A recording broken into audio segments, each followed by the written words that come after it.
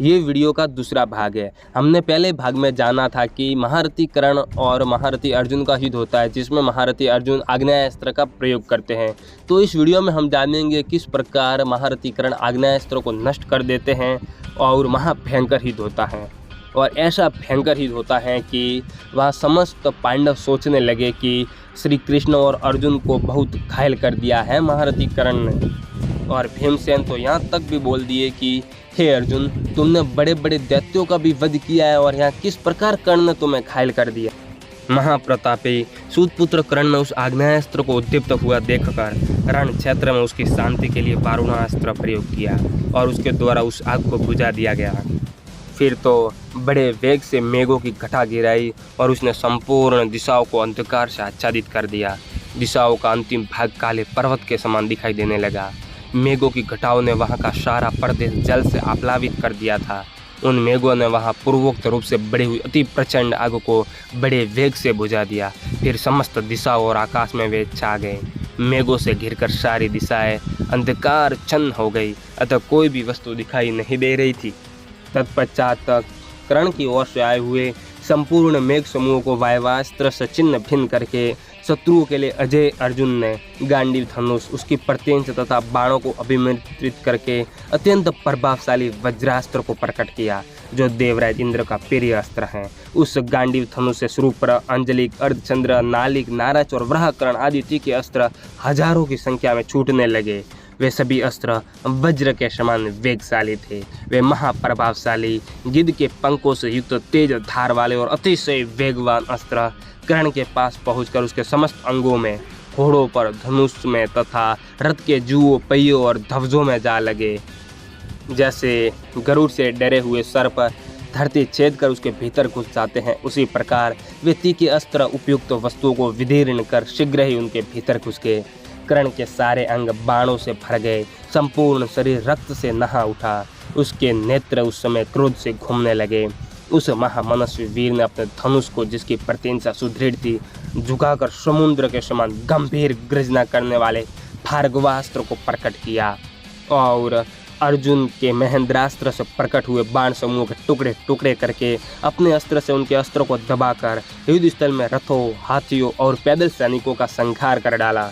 अमरशशील कर्ण उस महासमर में भार्गवास्त्र के प्रताप से देवराज इंद्र के समान पराक्रम प्रकट कर रहा था।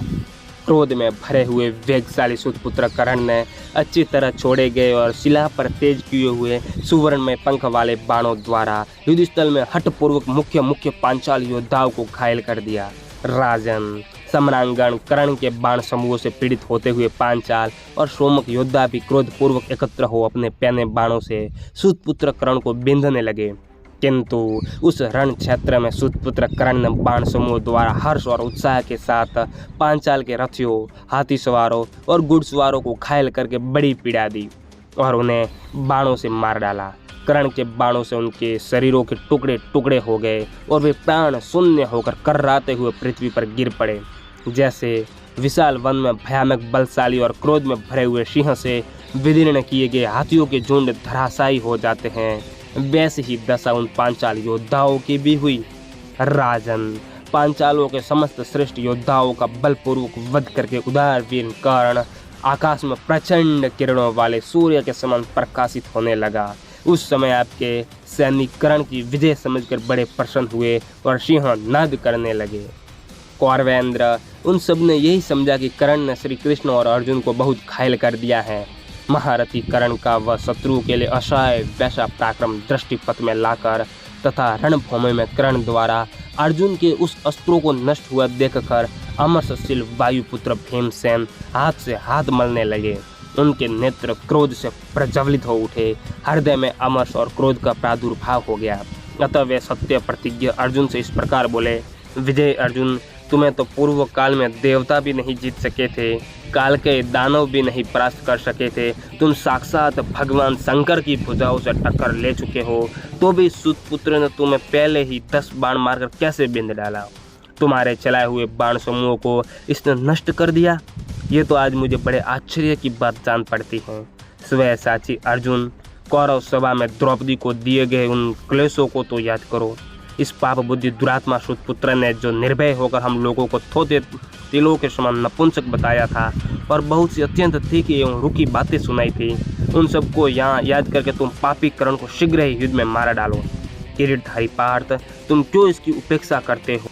आज यहाँ ये उपेक्षा करने का समय नहीं है। तुमने जिस धैर्य से खांडव वन में अग्निदेव को ग्रास समर्पित करते हुए समस्त प्राणियों पर विजय पाई थी, उसी धैर्य के साथ सूतपुत्र को मार डालो, फिर मैं भी इसे अपनी गदा से कुचल डालूंगा। दोस्तों, अगर आपको इस वीडियो का अगला भाग भी चाहिए तो आप हमें कमेंट कर दीजिएगा, हम आपके लिए अगला भाग जरूर बनाएंगे। धन्यवाद।